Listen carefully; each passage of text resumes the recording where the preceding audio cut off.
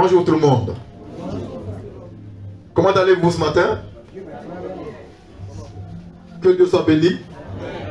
Nous sommes arrivés ici à Divo le vendredi dernier, le 11 novembre 2022.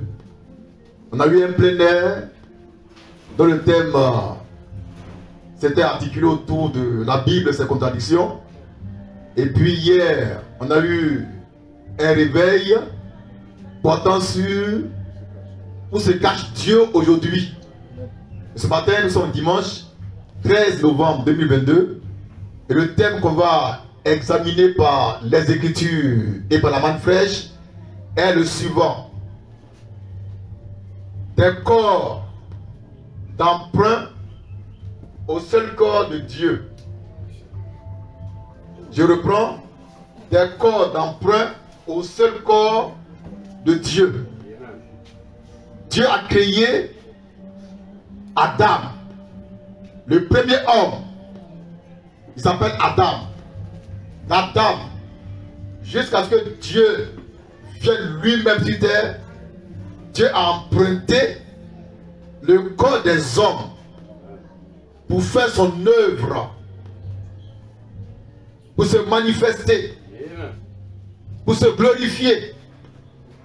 Et après, il est venu lui-même dans son propre corps. Et après ça, il a encore emprunté d'autres corps appartenant aux hommes. Donc ce matin, on va voir tout cela, si Dieu le veut. J'ai mis ici Adam. 2 points, corps d'emprunt. Ça veut dire quoi? Que Dieu a créé Adam. C'est le premier homme que Dieu a créé sur la terre. Et Dieu a emprunté le corps d'Adam pour se glorifier. On était en Éden. Maintenant, comment Dieu a créé Adam? Et pourquoi Dieu qui l'a créé l'a emprunté? À qui Dieu a emprunté Adam? Ça va? C'est des mystères que je dis. Par la manne fraîche. Pour votre perfection. Dieu est manne fraîche. Jésus-Christ est manne fraîche. Je suis manne fraîche. Vous êtes manne fraîche. Il n'y a que la manne fraîche pour éclairer les vrais ouins, les aigles. On prend l'écriture dans Genèse 1, 26 à 27. Où Dieu dit, créons l'homme, faisons l'homme à notre image. Faisons l'homme à notre image. Et Dieu dit, Dieu créa l'homme à son image. Il s'appelle Adam. Mais Adam là, Dieu l'a créé, il l'a sorti de la terre. Donc Adam appartenait au commencement à la terre, d'où il a été tiré. Et quand Dieu l'a tiré de la terre, Dieu va l'emprunter à la terre pour se glorifier. Parce que Adam appartenait à la terre. Il était dans la terre. Il n'était pas en Dieu. Il était dans la terre. Donc Dieu devait l'emprunter la terre pour se manifester. C'est le premier emprunt de Dieu sur la terre. Ça peut aller? On va dire quelque chose. Dans Genèse 2, verset 7. Lecture. L'Éternel Dieu forma l'homme de la poussière de la terre. Il souffla dans ses narines. Oui. Un souffle de vie. Dieu a formé l'homme avec quoi? La poussière de la terre. La poussière de la terre. Dieu a formé l'homme avec la poussière de la terre. Ça va? Amen. La vraie version dit que Dieu a formé l'homme avec le limon. de la terre. Le limon, c'est la poussière. Mais c'est poussière qui a la couleur noire, la couleur sombre. Oh, Dieu a formé l'homme avec le limon, avec la poussière noire de la terre noire. Donc le teint d'Adam, à votre avis, c'est quel teint? Le teint noir. Donc Adam avait le teint noir. C'est ici la bonne fraîche. Pour votre perfection. Adam que Dieu a créé à son image avait le teint noir. Donc Adam était noir. Alors si Adam était noir, et puis Adam était l'image de Dieu, alors quel est le teint de Dieu? Dieu est noir. Son teint est le teint noir. C'est pourquoi l'image d'Adam aussi est noire. Maintenant Adam qui est noir, Dieu l'a sorti de la terre. Donc Dieu l'a emprunté à la terre. Adam a été créé sans péché. Et Dieu l'a emprunté pour se glorifier. Dieu a créé les animaux. Et il les envoie devant Adam. On retient ceci, que le premier corps que Dieu a emprunté, c'est le corps d'Adam, que Dieu a tiré de la terre.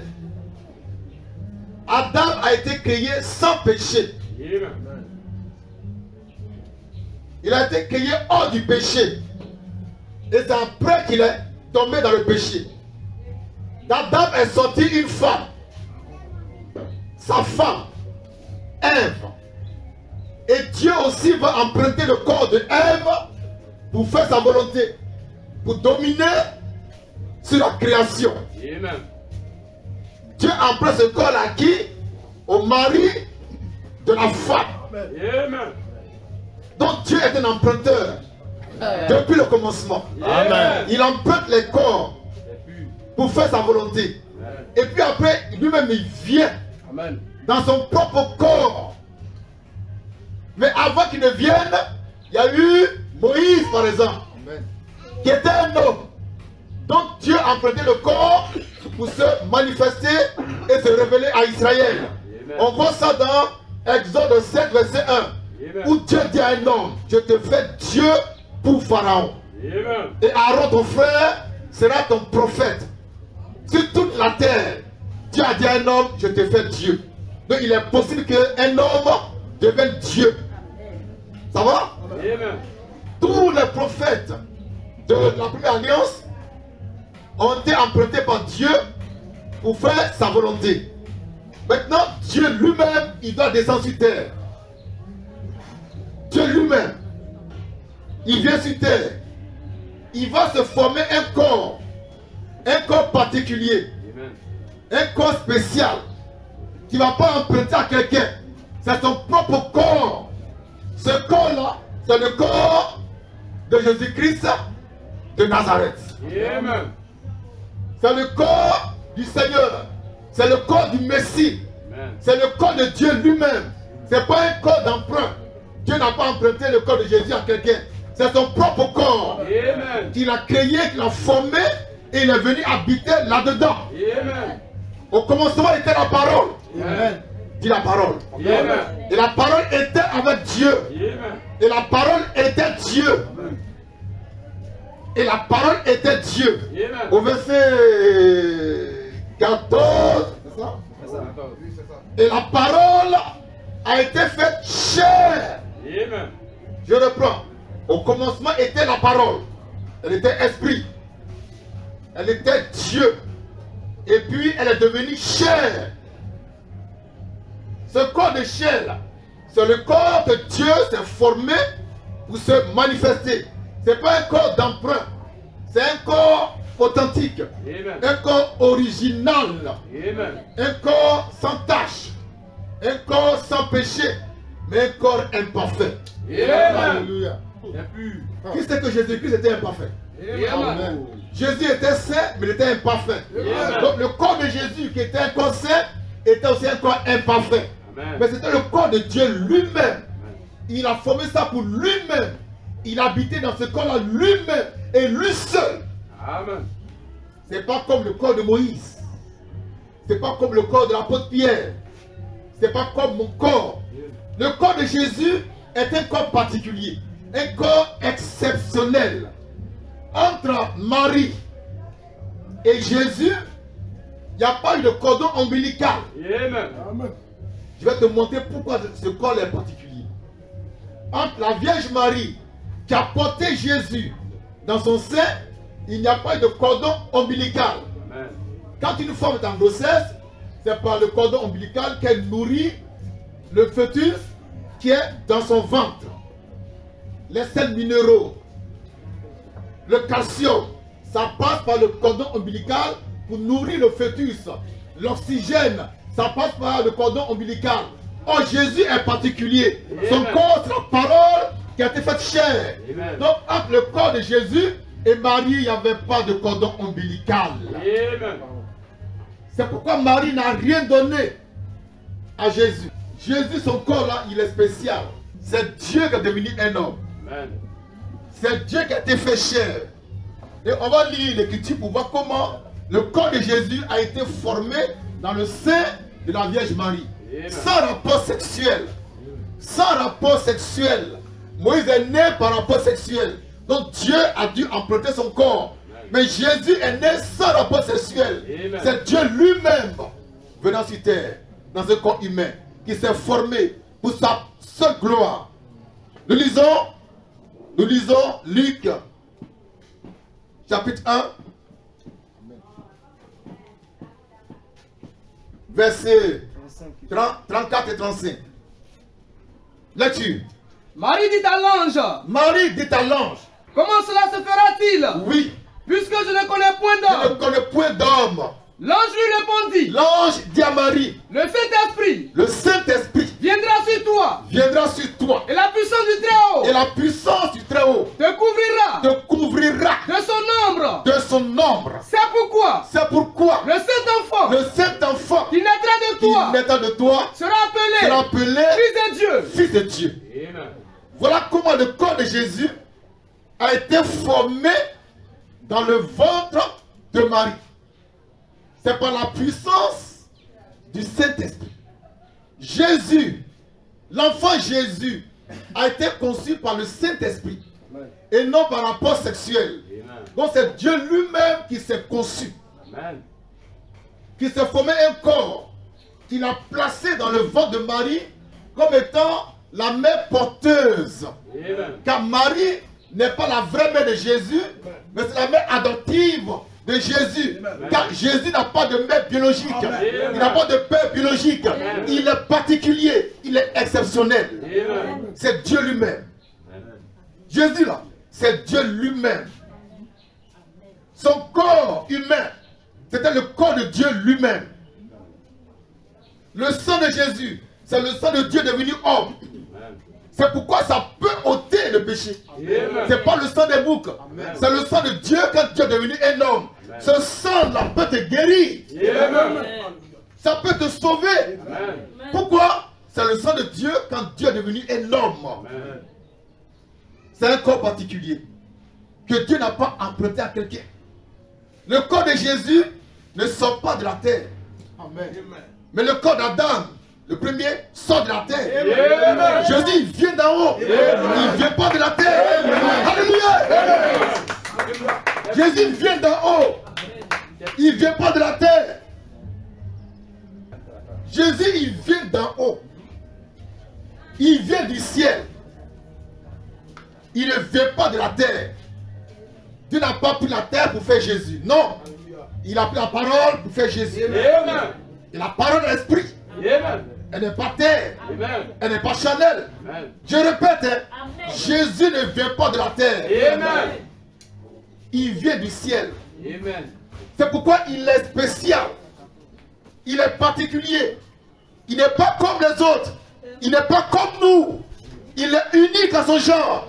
Il faut le mettre à part. Il faut le sanctifier. Amen.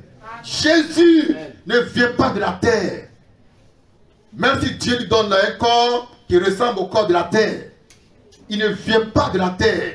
Et c'est pourquoi quand Jésus est mort et qu'il a été enterré, il n'a pas connu la corruption. Amen. Le troisième jour, il est sorti vivant du tombeau. Pourquoi il ne peut pas retourner à la terre où il n'a pas été tiré? Alléluia! Alléluia! Alléluia! Alléluia! Alléluia!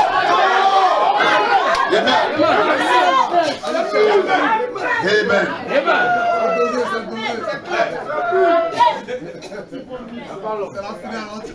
C'est ici la main fraîche, la plus parole pour votre perfection.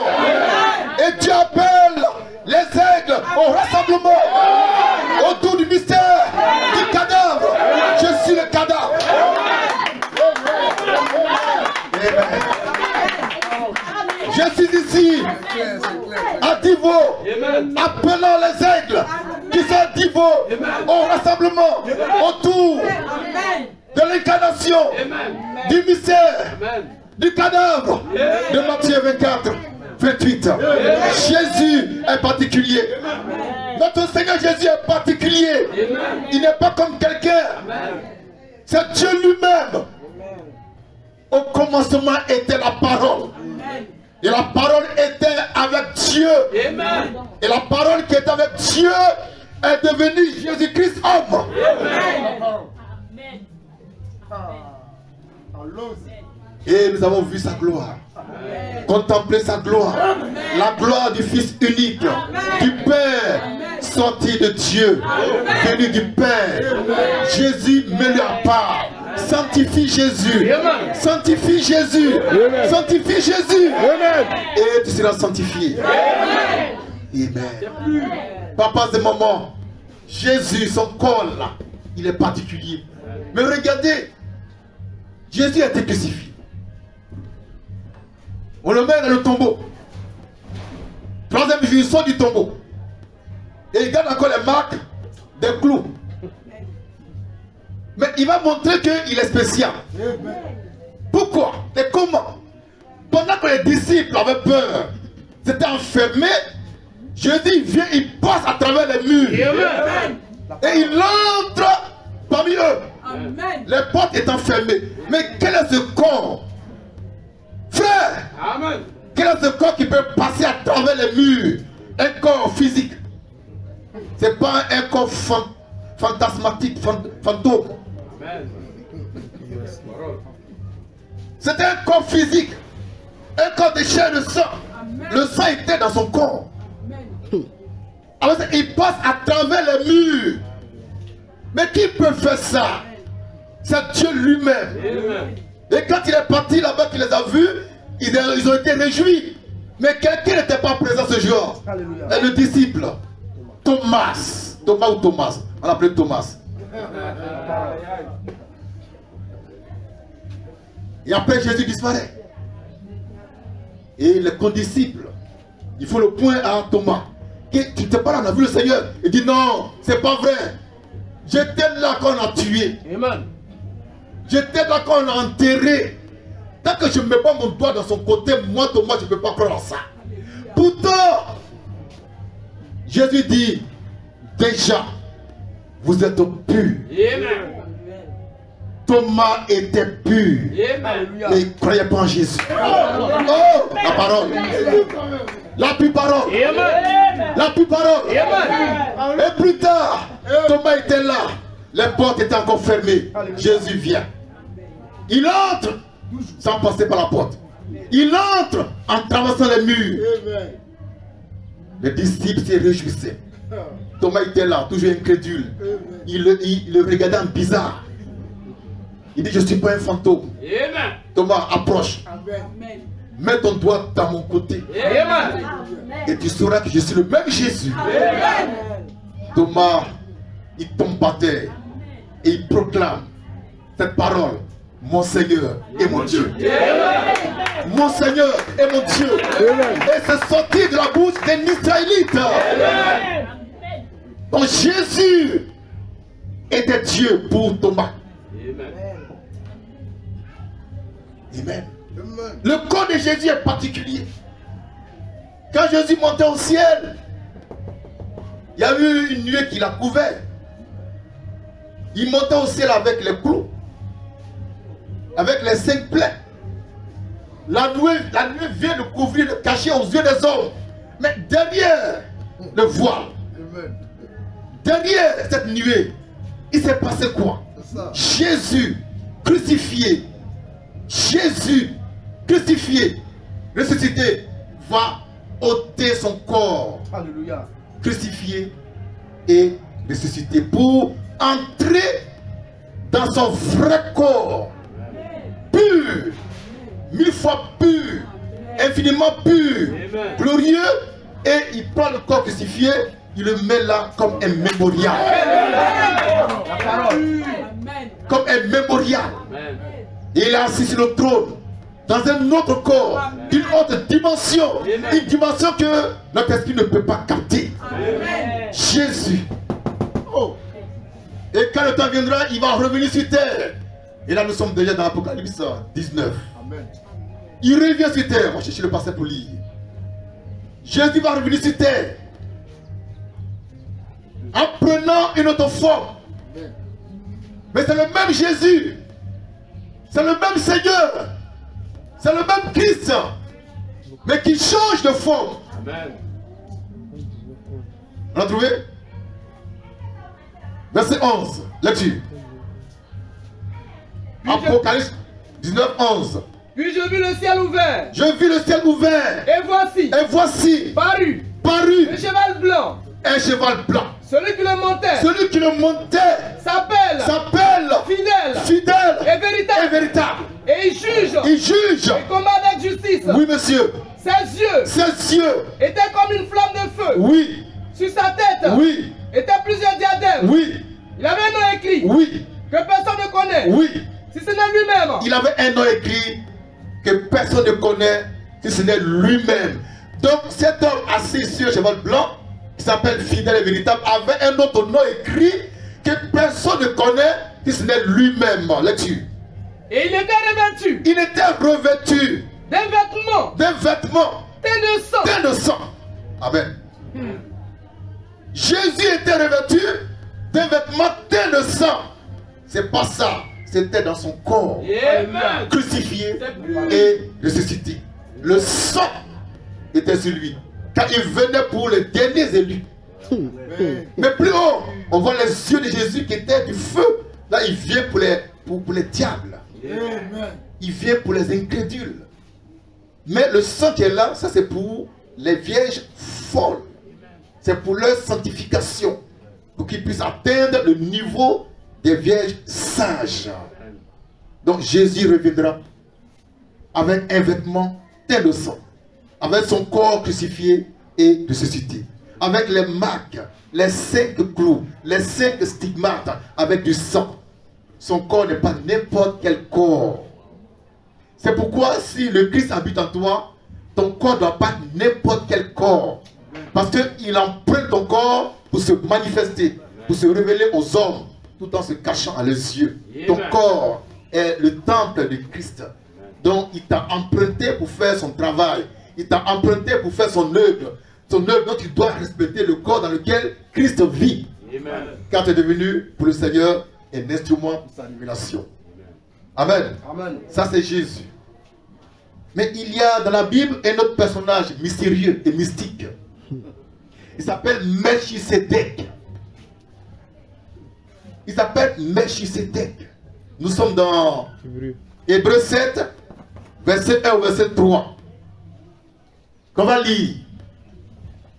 Le corps de ce grand personnage n'est pas un corps d'emprunt, mais c'est son propre corps. Amen. Maintenant, qui est cet homme de Melchisédek? C'est qui? On va lire ça dans les Écritures. Lecture. En effet, ce Melchisédek, roi de Salem, sacrificateur, du Dieu très haut, qui alla au devant d'Abraham, lorsqu'il revenait de la défaite des rois, qui le bénit, et à qui Abraham le tout, Oui. qui est d'abord Qui est d'abord roi de justice, roi de justice. d'après la signification de son nom. Oui. Ensuite, Ensuite, roi de Salem, roi de Salem. c'est-à-dire roi de paix, Roi de paix. qui est Roi de paix. Jésus est le prince de paix. Là-dessus. qui est Qui est? sans père, Il est sans père. sans mère, Il est sans mère. sans généalogie, Il est sans généalogie. Qui est? Il est sans descendance. Il dit, après lui, il n'y a personne. Avant lui, il n'y a personne. Il est un. Amen, c'est clair. La parole. Amen. La parole. Frère, mais quel est cet homme qui n'a ni père ni mère, mais qui a vécu sur terre La parole. et qui mangeait du pain et buvait du vin avec Abraham? la parole. Amen. Quel est cet homme? Jésus avait un père, n'est-ce pas? Il dit, mon père m'a envoyé. Mais lui, Melchisédek, il n'a pas de père, il n'a pas de mère. Pourtant, il a vécu sur terre, mangeant et buvant comme tout le monde. Son corps là, ça vient d'où? C'est le corps de Dieu lui-même. C'est pas un corps d'emprunt, c'est un corps authentique et original. Donc, Melchisédek, c'était Dieu lui-même. C'était la théophanie de Dieu. C'était Dieu qui était là. Mais dans une apparence humaine. Comprenez? Donc ce Dieu-là, il a changé de forme. Il a changé de corps en entrant dans un corps qu'il a créé, fabriqué, formé. On va lever fabriquer, on va lever créer. Il a formé ça au temps d'Abraham. Donc Abraham avait déjà rencontré Dieu dans un corps humain. Parce que Dieu lui-même, c'est un humain. Amen. Dieu, c'est un homme. C'est scandaleux ça. Ils vont dire, mais pasteur, il est écrit que Dieu est esprit. Je sais qu'il est esprit. Mais il est aussi un homme. Amen. C'est pourquoi il a créé Adam à son image. Et Adam est un homme. Donc Dieu est un homme. Et on va lire quelque chose dans Genèse 18 pour montrer que Dieu est un homme. Mais on va revenir à notre grand personnage, Melchisédek. Le corps de cet homme-là, c'était le corps de Dieu lui-même. Ce n'est pas un corps d'emprunt. Là-dessus, Genèse 18. L'Éternel lui apparut Dieu apparut à Abraham. parmi les chaînes de Mamré, Oui, comme il était assis oui, à l'entrée de sa tente, oui, pendant la chaleur du jour. oui. Il leva les yeux Il lève les yeux et regarda. et regarde. Et voici Et voici 3 hommes. 3 hommes. Point. Abraham est assis là. Il lève les yeux puis il voit 3 hommes. Un homme, 2 hommes, 3 hommes. Ce n'est pas 3 esprits. C'est 3 hommes. Amen. C'est clair. Abraham a vu des hommes, des humains, hommes. Là-dessus. 3 hommes qui étaient debout Oui, près de lui. près de lui. Quand il les vit, Quand il les vit, il courut il courut au-devant d'eux, au-devant d'eux, depuis l'entrée depuis l'entrée de sa tente, de sa tente, et se prosterna et se prosterna à terre. à terre. Et il dit, Et il dit, Seigneur, Seigneur, au singulier. Il dit Seigneur. Ils étaient 3. C'est clair. Mais il dit Seigneur au singulier. Ça veut dire que parmi les 3, il y a un qui est au singulier. Amen. La plus parole. La plus parole. Il y avait 3 hommes. Il devait dire Seigneur avec S à la fin. Ouais, c'est clair. Mais il dit Seigneur au singulier. Lecture. si j'ai trouvé grâce à tes yeux, Si j'ai trouvé grâce à tes yeux, ne passe point, ne passe point. je te prie, Je te prie. loin de ton serviteur. Amen. Donc Abraham qui avait la révélation, parce qu'il avait déjà rencontré Melchisédek. Amen. Amen. La parole. Amen. Vous suivez? Amen. Ils se connaissent il y a longtemps. Amen. Oh la parole. La parole. Oh. Amen. Donc quand il a regardé les 3 là, il dit non. C'est le monsieur qui est au milieu, c'est lui que j'ai vu là-bas. Amen. Frère, Dieu c'est un homme. Amen. C'est pourquoi au temps de la fête, Dieu a fait un homme, Dieu. Amen. À la personne de Christ Moïse, le Fils de l'homme. L'homme 3 fois saint, l'homme qui ne pêche pas, qui ne peut pas pécher. Je ne pourrai jamais pécher parce que Christ, le Saint des Saints, habite en moi. Amen. Amen. Frère, on lit encore. On continue. Allez dessus. Genèse 18. Permettez qu'on apporte. Maintenant, il dit permettez. Il s'adresse aux 3 maintenant.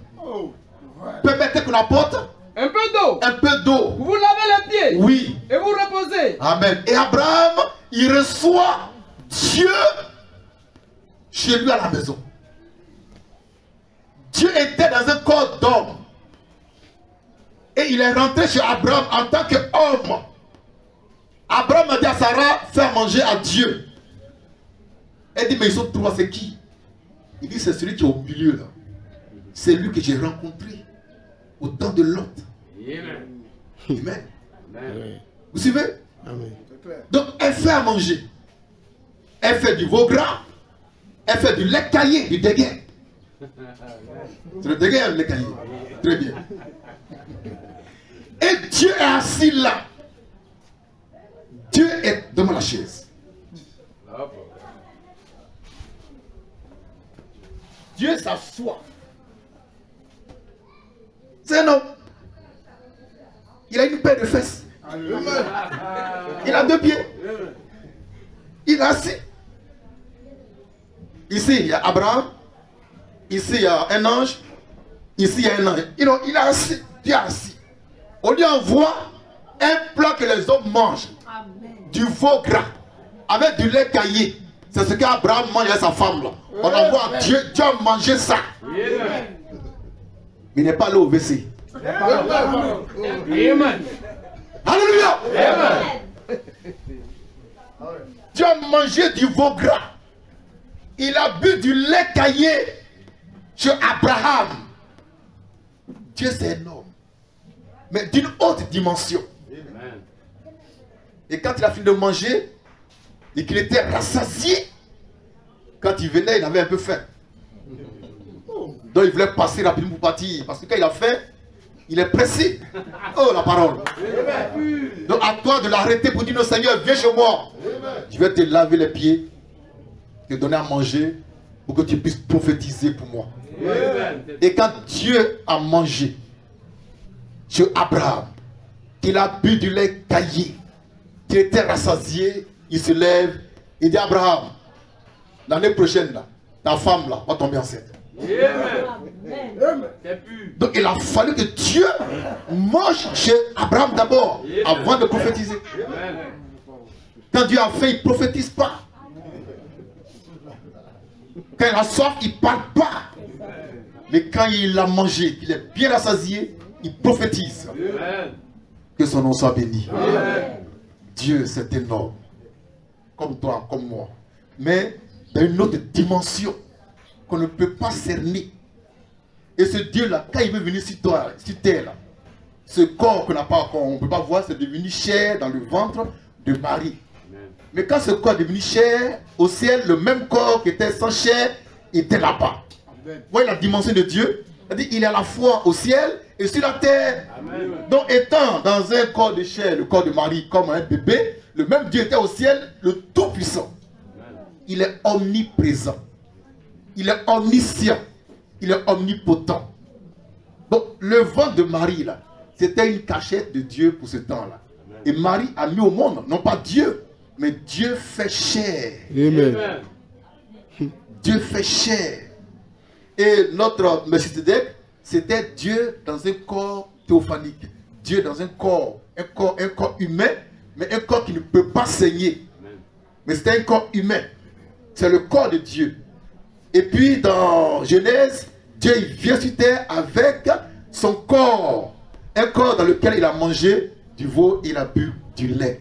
Donc Dieu, là, il a emprunté des corps et puis il est venu avec lui-même son propre corps. Après Moïse, après les apôtres, les Pierre, les Jean, les Paul, il est arrivé à notre temps. Et c'est ça qui est intéressant. C'est par là que nous terminons. Parce qu'à notre temps aussi, Dieu doit emprunter le corps de quelqu'un pour se cacher dedans et pour se révéler aux hommes. Et Dieu a cherché cet homme-là pendant longtemps. Et il a trouvé cet homme-là à Boaké. Le 31 décembre 2000, à Boaké. Et ce jour-là, Dieu, par une prophétie, dit à un homme, je te fais Dieu pour ce peuple. Dans ce jour-là, cet homme-là est devenu Dieu et son corps est devenu un corps que Dieu va emprunter, qu'il a emprunté pour apporter la révélation du mystère de la manne fraîche. Amen. Ça va? Amen. Plus tard, le même Dieu va descendre dans Matthieu 24, 28. Amen. Pour apporter un mystère, pour expliquer un mystère. Le mystère du cadavre, autour duquel doivent graviter les aigles. Ce cadavre-là, c'est un corps. Amen. Un corps mort que Dieu va emprunter. Car c'est mon corps à moi. Amen. Il va l'emprunter pour faire une mission spéciale. Amen. Quand je mourrai, il va prendre un autre corps pour achever son œuvre. Amen. Donc le mystère du cadavre, en ce qui concerne le temps de l'aube et du matin, c'est un corps que Dieu a emprunté pour un temps. Ce corps-là, c'est le mien. Amen. Je suis le cadavre. Amen. Et autour de moi s'assemblent les aigles. J'appelle au rassemblement des aigles. Amen. Avant l'enlèvement, il y aura rassemblement d'abord. On ne sera pas éparpillé. Non, il y aura un lieu où on va se rassembler. Ce lieu-là, c'est autour du mystère du cadavre de Matthieu 24, 28. Amen. Amen. Qu'est-ce qu'on n'a pas dit? On a tout dit, ou presque. On va lire ça pour terminer. Hébreux 10, 5, 7. Hébreux 10, verset 5 au verset 7. Dieu a emprunté beaucoup de corps. Et puis il est venu dans son propre corps. Ça va? Nous lisons. C'est pourquoi Christ, entrant dans le monde dit, tu n'as voulu ni sacrifice, ni offrande, mais tu m'as formé un corps. Tu m'as agréé. Amen. Christ dit à son Père, tu m'as formé un corps. Tu m'as formé un corps. Comment? Ça se trouve dans Luc 1, 34, 35. Ce corps a été formé par Dieu. Il a mis ça dans le ventre de Marie. Mais entre ce corps que Dieu a formé et Marie, il n'y avait pas de cordon ombilical. Vous dites, mais comment ça? Mais ça veut dire quoi, comment ça? Si Dieu peut devenir un homme, il peut vivre dans un corps, ça être nourri par ce corps-là. Le premier Adam, qui l'a nourri? Personne. Dieu le sort de terre et puis c'est un homme voyant, bien là. Alors Dieu lui-même vient, alors il faut quelqu'un pour le nourrir par un cordon ombilical. Mais non. Parce que dans le corps mystique de Jésus, Dieu avait tout mis déjà. Il a mis l'oxygène, il a mis les sels minéraux, il a mis le potassium, il a mis le calcium. Tout était dans le corps là. C'était dans le fœtus. Donc au fur et à mesure, par un système extraordinaire, le corps se nourrissait lui-même jusqu'à devenir, à tel temps où il va naître. Ça va? Et puis quand il est venu, Marie n'a fait que mettre au monde. C'était là sa mission, mettre au monde et puis quitter devant les gens. Amen. Mais nous la respectons parce que c'est la mère de notre Sauveur. Amen. Que Dieu soit béni. Amen. Merci, je vous remercie.